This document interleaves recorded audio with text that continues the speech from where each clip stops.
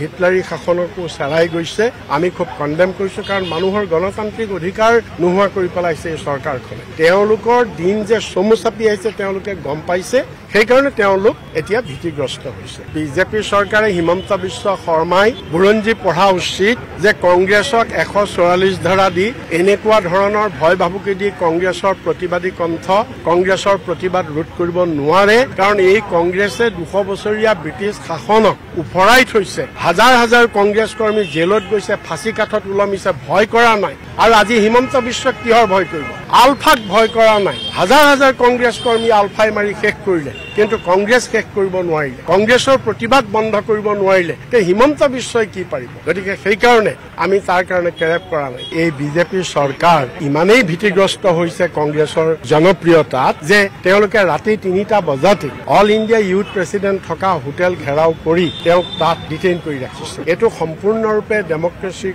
হত্যা কৰা হৈছে আৰু হিটলাৰী শাসনকো চেৰাই গৈছে হিমন্ত বিশ্ব শৰ্মা চৰকাৰে অসমত আৰু মোদী চৰকাৰে সমগ্ৰ ভাৰতবৰ্ষত আমি খুব কণ্ডেম কৰিছো কাৰণ মানুহৰ গণতান্ত্ৰিক অধিকাৰ নোহোৱা কৰি পেলাইছে এই চৰকাৰখনে আৰু আজি ইয়াত শ্বহীদ জনাৰ প্ৰতি আমাৰ শ্ৰদ্ধাঞ্জলি জনোৱা অনুষ্ঠান ইয়াততো কোনো ধৰণৰ তেনেকুৱা কথা নাই ইয়াত ইমান পুলিচৰ মোতায়েন কিহৰ কাৰণে তেওঁলোকৰ দিন যে চমু চাপি আহিছে তেওঁলোকে গম পাইছে সেইকাৰণে তেওঁলোক এতিয়া ভীতিগ্ৰস্ত হৈছে 5 জনতকৈ অধিক মানুহ সমবেত হ'ব নোৱাৰিব বুলিও কিন্তু আৰক্ষী তৰফৰ পৰা এটা নিৰ্দেশনা দিয়া হৈছে মানে 1 কিলোমিটাৰ জনতা ভৱনৰ ব্যাসাৰ্ধৰ ভিতৰত সেইটো দিলেও আমি নামানো কাৰণ বিজেপি চৰকাৰে হিমন্ত বিশ্ব শৰ্মাই বুৰঞ্জী পঢ়া উচিত যে কংগ্ৰেছক 144 ধাৰা দি এনেকুৱা ধৰণৰ ভয় ভাবুকি দি কংগ্ৰেছৰ প্ৰতিবাদী কণ্ঠ কংগ্ৰেছৰ প্ৰতিবাদ ৰোধ কৰিব নোৱাৰে কাৰণ এই কংগ্ৰেছে 200 বছৰীয়া ব্ৰিটিছ শাসনক উফৰাই থৈছে হাজাৰ হাজাৰ কংগ্ৰেছ কৰ্মী জেলত গৈছে ফাঁচী কাঠত ওলমিছে ভয় কৰা নাই আৰু আজি হিমন্ত বিশ্বক কিহৰ ভয় কৰিব